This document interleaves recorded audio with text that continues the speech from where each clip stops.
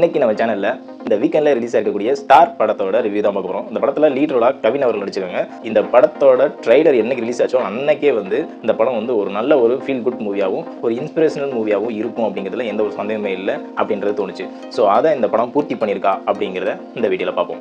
இப்போ இந்த படத்தோட கதை என்ன அப்படின்றத பார்த்தோம்னா, ஒரு மிடில் கிளாஸ் ஃபேமிலியிலேருந்து ஒரு பையன் ஹீரோவாகணும், அதாவது ஸ்டார் ஆகணும் அப்படின்னு ஆசைப்பட்டு அவனோட வாழ்க்கையில எவ்வளோ கஷ்டங்கள்லாம் அனுபவிக்கிறான். அதுலேருந்து மீண்டு அவர் ஹீரோ ஆனாரா இல்லையா அப்படிங்கிறது தான் இந்த படத்தோட ஒன்லைன்.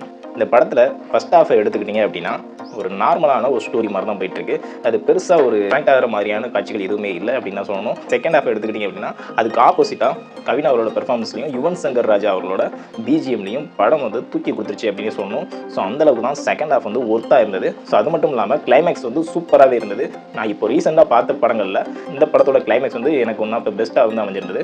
இந்த படத்தில் நடித்த எல்லாரோட பெர்ஃபார்மன்ஸுமே அழகாகவே இருந்தது, இன்க்ளூடிங்